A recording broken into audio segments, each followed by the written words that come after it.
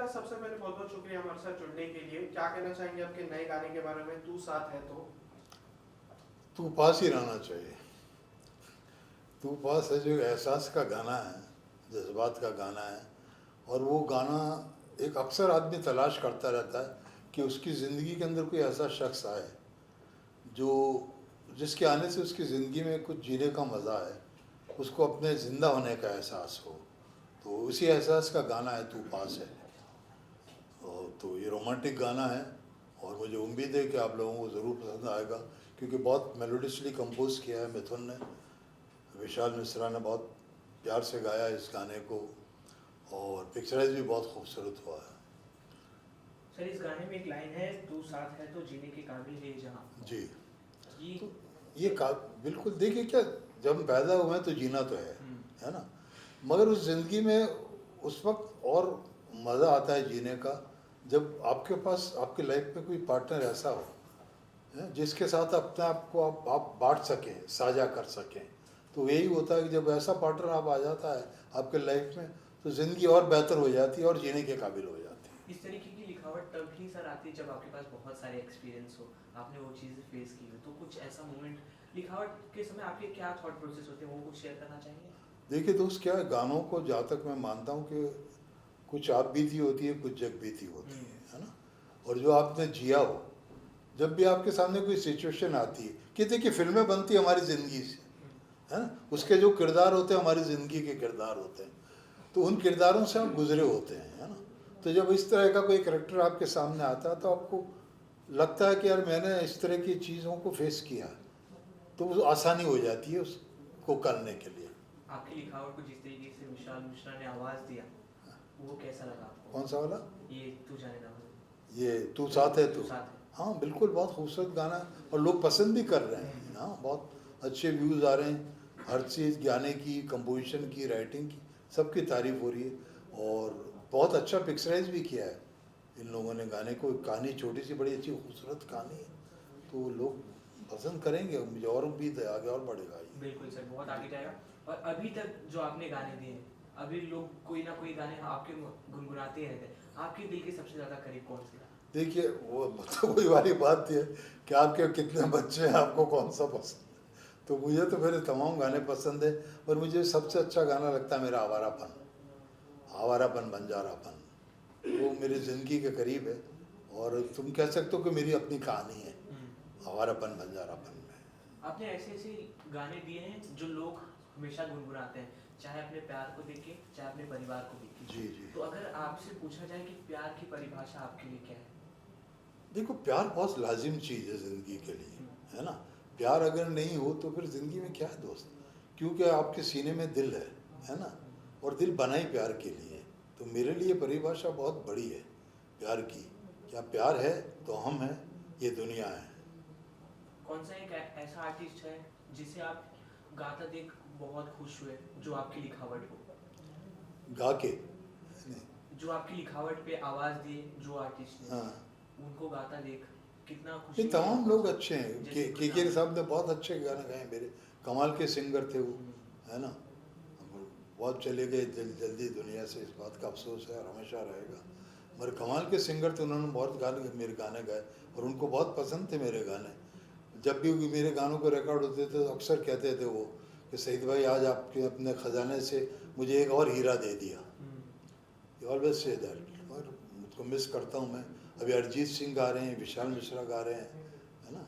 ये जो नई पौध है, जुबीन है, तमाम लोग जो नए सिंगर हैं ये बहुत अच्छा अच्छा गाते हैं। मुझे सबने जस्टिस किया मेरे गानों के साथ कंपोज। मुझे जो पर्सनली पसंद है, मैं जो आज ही आपको और के सर को याद कर रहा था, जी। सजदे गाना। कौन सा? सजदे सजदे किए हैं आपको। नहीं, वो मेरा नहीं लिखा हुआ है दोस्त, मेरा वो के सर ने गाया हुआ। हाँ, उनके साथ कोई मेमोरी शेयर करना चाहेंगे आप? आपकी मेरे सारे गाने उनके साथ मेमोरीज बता ही ना मैं। अक्सर जब भी रिकॉर्डिंग पे मिलते थे हमेशा एक दूसरे को कॉम्प्लीमेंट ही करते थे हम लोग ऑलवेज, और वो काबिल थे इसके, है ना। बहुत गाने गाए मेरे उन्होंने, और बहुत दिल इबादत, कितना मशहूर गाना, हाँ बहुत बड़ा मशहूर गाना है। और भी दर्द में भी ये लब मुस्कुरा जाते हैं, उसके बाद आवारापन बंजारापन भी, बहुत सारे गाने हैं। और आज के जो आर्टिस्ट है जैसे आपने कहा अरिजीत सिंह, विशाल मिश्रा, इनको आप किस तरीके से देखते हैं? ये बहुत देर तक हमारे साथ रहेंगे, बहुत दूर तक चलेंगे, दोनों ही कमाल के सिंगर हैं। और इनमें से कोई आपका फेवरेट हो, अगर आपको एक नाम लेना हो तो इसमें वैसा कुछ? इससे मेरे फेवरेट हैं यार, सब मेरे बच्चे हैं ये, है ना। मेरे बहुत गाने गाए इन्होंने। और इसमें जो अभी करंट में आपका सॉन्ग चल रहा है, जो ट्रेंड चल रहा है, इसमें कौन सी खास बात आपको है जो ऑडियंस को जरूर सुननी चाहिए? तुम साथ हो में, मैंने बताया तुम साथ हो में तीन सारी चीज़ें, इससे कंप्लीट सॉन्ग है ना, अच्छा पिक्चराइज किया हुआ, बहुत दिल से गाया हुआ, दिल से कंपोज किया हुआ, है ना। और मैं अपनी राइटिंग के बारे में क्या बोलूँ यार, वो तो दुनिया वो तो दुनिया सुनती है, बिल्कुल। कहते हैं ना कि इतने टाइम से आप काम करते हो, हर गाने आपके दिल के करीब है और आपकी लिखावट दुनिया के करीब है, पर कोई एक गाना अगर आपको ऐसा बताना हो कि लिखने में काफी समय लग गया हो, वो बता भीगे होंठ, भीगे होंठ। कुछ स्टोरीज शेयर हाँ स्टोरीज की है दोस्त, छोटी सी, कि 7-8 दिन कोशिश की, कुछ बात समझ में नहीं आ रही थी मुझे क्या। और जब तक मेरी एक नेचर है कि मैं जब तक खुद सेटिस्फाइड नहीं हो जाऊँ अपने गाने से, मैं देता नहीं हूँ कंपोज़र को या प्रोड्यूसर डायरेक्टर को, क्यों मुझे लगा कि मैंने कुछ काम ढंग का कर लिया तो उनको दूँ ना। तो मेरी कोशिश जद्दोजहद चलती रही मेरी, पर कुछ बात नहीं बनी। तो उसके बाद 7 दिन जब गुजर गए तो मैं अपनी बालकनी में गुलाब का पौधा है, उसमें उस गुलाब का फूल खिला हुआ था और उसकी एक पत्ती पे ओस की बूंद थी, शबनम की। तो मुझे ऐसा लगा उसको देख के यार, जैसे किसी के लाल होठों पे एक बूंद है शबनम की, ओस की, है ना। तो वो जो ख्याल 6-7 दिन से मेरी मेहनत कर रहा था और कुछ बात नहीं बनी, उसको देखती मुझे ऐसा लगता है कोई ताले की चाबी मिल गई अचानक, जो खो गई वो अचानक चाबी मिल जाए, वो ताला खुल जाए, वही एहसास था। फिर वो गाना जो 7-8 दिन से नहीं बन रहा था, 15 मिनट में अंतरों के साथ बन गया और रात को 2-2:30 बजे रिकॉर्ड भी हो गया। और ये सबसे ज्यादा समय लेने वाला था। हाँ ये सबसे ज़्यादा। और सबसे झटपट में जो आपने गाना हवालापन, हवालापन। क्योंकि मेरी अपनी कहानी थी तो अपने आप को लिखना था, लिख दिया। सर ये बोल के आप काफ़ी ज़्यादा एक्साइटिंग कर रहे हैं और जानने के लिए कि आपकी कहानी कैसा, मतलब ये तो आपने लिखावट में बताया, पर आपने जिस तरीके से जिया है उस बारे में कुछ बताएंगे? दोस्त मैं यहाँ आया था, कुछ 5-6 साल मैंने स्ट्रगल किया, कोई बात नहीं बनी तो मैं वापस चला गया। अब मैं जोधपुर का रहने वाला हूँ, राजस्थान का, तो अपने शहर वापस चला गया था। फिर वहाँ जाके LIC एजेंट बन गया मैं, कि काम तो इंडस्ट्री में तो मिला नहीं, तो जिंदा रहने के लिए काम तो करना था, तो LIC एजेंट बन गया मैं और 10 साल मैंने काम किया LIC एजेंट। पर जब मैं स्ट्रगल कर रहा था, मेरी मुलाकात भट्ट साहब से हो गई थी। भट्ट साहब को मेरी पोइट्री बहुत पसंद थी और उन्होंने प्रॉमिस भी किया था मुझे कि कभी ना कभी तेरे साथ काम ज़रूर करूँगा, पर उस वक्त शायद नसीब में नहीं था, बात नहीं बनी, मैं वापस चला गया। कुछ अरसा बाद जब ये भट्ट साहब का जोधपुर आना हुआ किसी की किताब की विमोचन के सिलसिले में, तब मेरी उन्होंने अखबार में उनके बारे में न्यूज़ आई कि कल वो आ रहे हैं और किताब के सिलसिले में। तो मुझसे मेरे भाई ने कहा, सही भाई साहब मिलना चलोगे क्या, क्योंकि आपके अच्छे ताल्लुकात रहे हैं उनसे। मैंने कहा मैंने मना कर दिया कि मैं नहीं। तो भाई को अजीब लगा, और मना करने की मेरी वजह ये थी कि जो अच्छी मेमोरीज थी मेरी उनके साथ, उस अगर उन्होंने मुझे नहीं पहचाना इतने सालों बाद क्या, तो मुझे वो मेमोरीज में ख़राब नहीं करना चाहता था जो उनसे जुड़ी हुई थी, है ना, इसलिए मैंने मना कर दिया। मगर नेक्स्ट डे फिर उन्होंने कहा भाई ने कि एक बार और कोशिश कर लें, जिस दिन वो आ गए थे वो। तो मैंने कहा यार चलो चलते हैं, अपने लिए तो बहुत कई बार जलील हुए ज़िंदगी में, आज भाई के लिए हो जाते हैं, इसको तसल्ली हो जाएगी कि भाई साहब मैं मना क्यों कर रहे थे। तो मैं चला गया, तो वो जिस होटल में ठहरे थे वहाँ से मैं उसकी लॉबी में, मेरी एंट्री, वो सीढ़ियों से उतर रहे थे, तो मुझे देख के वो रुक गए सीढ़ियों पे 1 मिनट के लिए। जैसे मुझे रिकॉग्नाइज किया उन्होंने, जैसे भाग के आए और मुझे गले से लगा लिया और अपने प्यार भरे अंदाज में जो भी कहना था गालियाँ दी मुझे कि तुम कहाँ चला गया था यार, कभी पलट के फ़ोन भी नहीं किया, तू मिला भी नहीं, मैं जब भी फिल्म बनाता था तुझे याद करता था क्या, चलो आओ मेरे साथ। उनके कमरे में मुझे ले गए और मुझे बोला क्या करते हो, मैंने कहा सब LIC एजेंट का काम कर रहा हूँ। तो बोले कुछ लिखना पढ़ना, मैंने कहा वो तो सब मिट्टी में पैदा हुआ हूँ लेके, वो कैसे बंद हो सकता है ना। तो उन्होंने मुझे कहानी बताई 1 लाइन जिस्म की, है ना। मैंने उस वक्त 2 शेर लिख दिए थे, आवारापन बंजारा, क्यों अपनी खुद की कहानी थी तो मुझे लिखने में आसानी होगी। वो हीरो की कहानी की का भी ऐसे कैरेक्टर था तो मैंने लिख दिया। वो मेरा सबसे पहला, उसे दराज में से कागज़ निकाला होटल के, पेंसिल होती है, पेन होता, उस पर लिख के उनको दे दिया मैंने। बाकी बाद में वो गाना और बढ़ा, थीम सॉन्ग की तरह इस्तेमाल हुआ, बाकी के शेर बाद में लिखे, पर वो सबसे कम समय में लिखा हुआ मेरा गाना है। आप आज के दौर पे आपका ये पोजीशन है कि आप जो भी गाना लिखो लोग करना चाहते हैं, अपनी आवाज़ देना चाहते हैं आपकी लिखावट पे।